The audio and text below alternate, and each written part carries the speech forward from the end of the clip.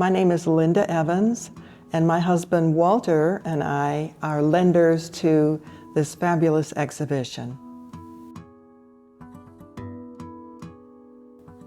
It's important to collect art that's been created by Black people because art tells stories, art tells history, art shows you a culture, and Black art should be collected just like any other art.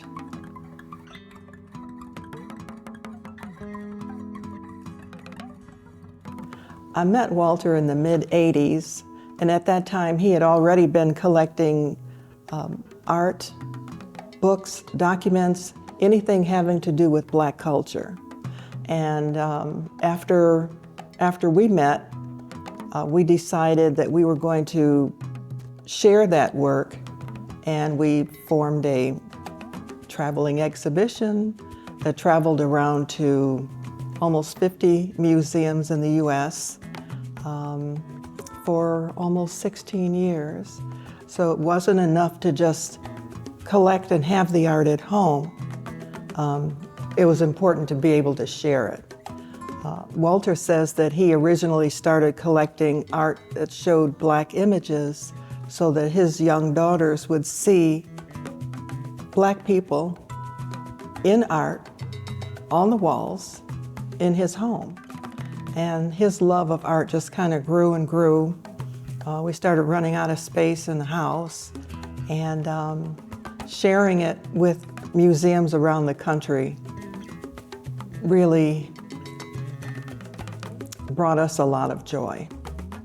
And it was nice to be able to see other people experience that work.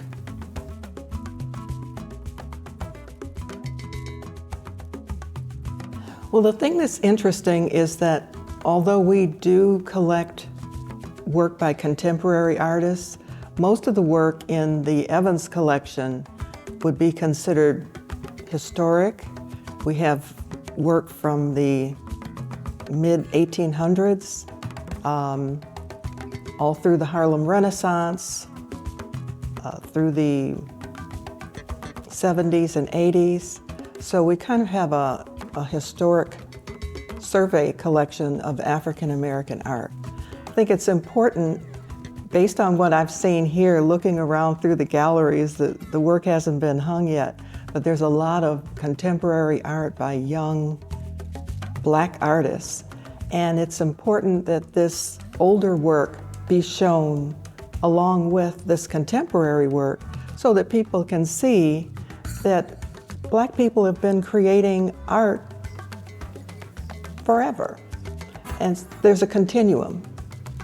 The older pieces that we're lending to the show side by side with things that have recently been created. It's wonderful to see the continuum. Two of my favorite pieces happen to be here in the museum instead of at my home, so it was nice visiting with them again. One is the Archibald Motley. It's entitled The Plotters, and it's kind of a large painting, but the figures in that painting are just all hunched over a table, and you can tell that they're planning something. And I love the way the darkness in the canvas just conveys all of the scheming that's going on at this table. Another piece that I really enjoy is The Woman Reader by William H. Johnson.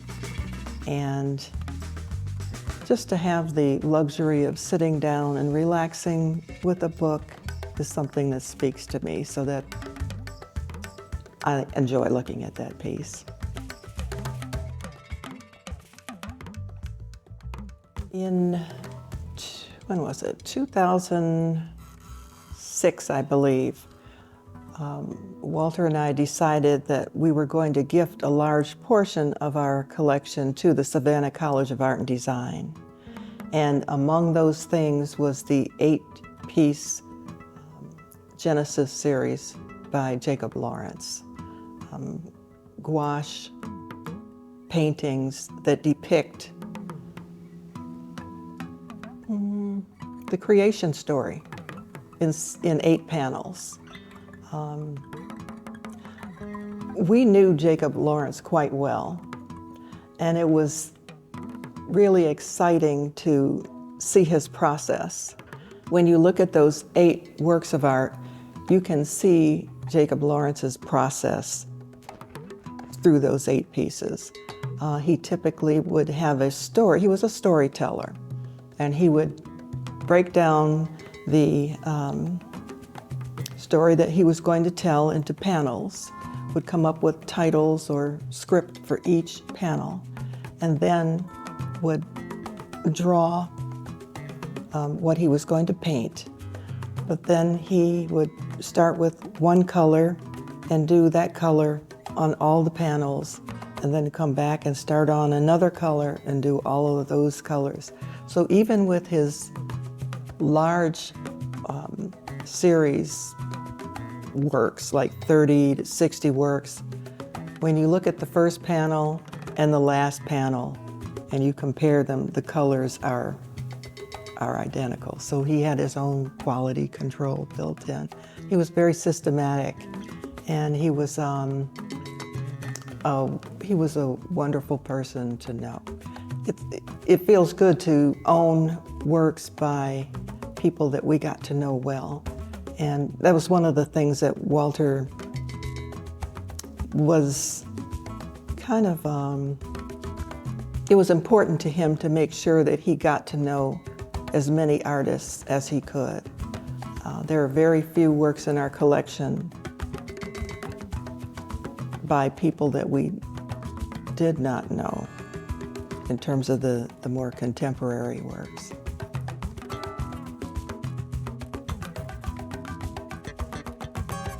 Every picture tells a story, but every picture in our collection has a story.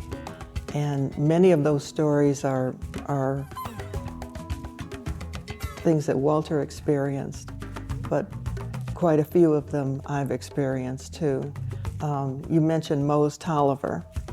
We went to visit Mose Tolliver at his home in Alabama.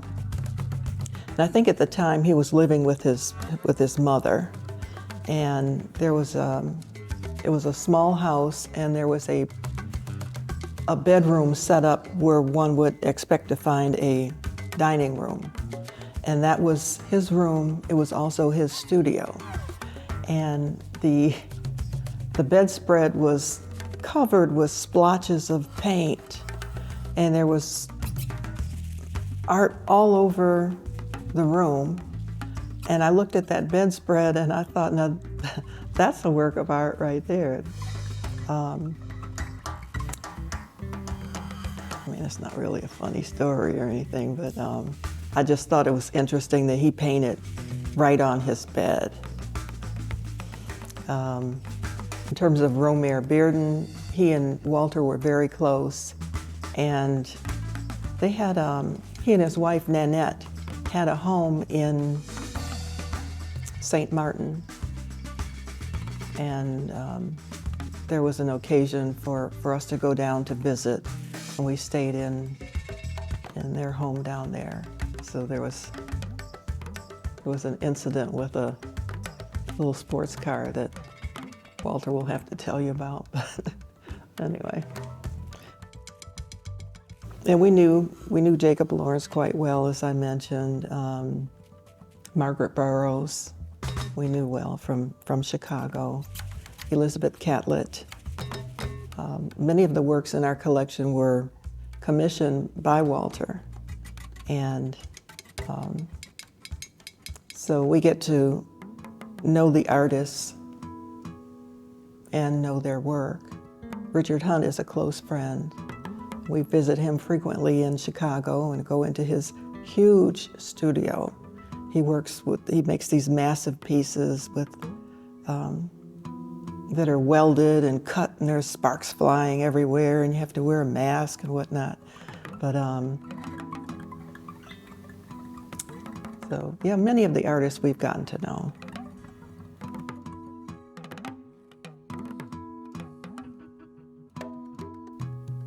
This is where it all started. And it's interesting to bring work from the US to Africa so that it can be shown alongside work by other people of color. And they're not all African artists that are represented in this show. So it just helps to tell the story of how the culture has infiltrated the world, and now it's all being brought back.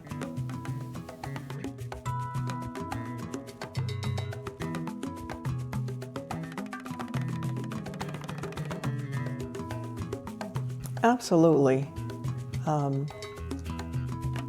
One thing that's been important is and one of the reasons that we took our collection to so many other museums to share it, was to show people who were not familiar with the work of Black artists that Black people do the same things as everyone else. You know, not everything that a Black artist produces can be considered protest art. We're not showing people in chains and being whipped in bondage. These are people who are sitting at home reading a letter, or dancing, or sitting in a bar, or enjoying the outdoors. These are everyday things that Black people do, just like anyone else who is living and enjoying their life. So,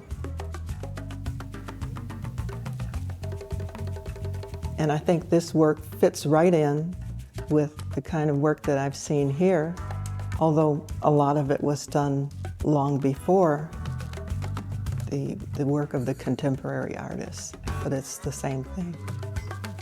You know, there's a vibrancy and a love of life that comes through all of the work that I've seen. People need to see this show. The themes of this show just speak to humanity, and the work is presented in such a vibrant way. I think it's going to be a feel-good show. You're going to come out of here feeling energized, enlightened, especially for people who may not be familiar with Black artists or Black people. So this show needs to travel.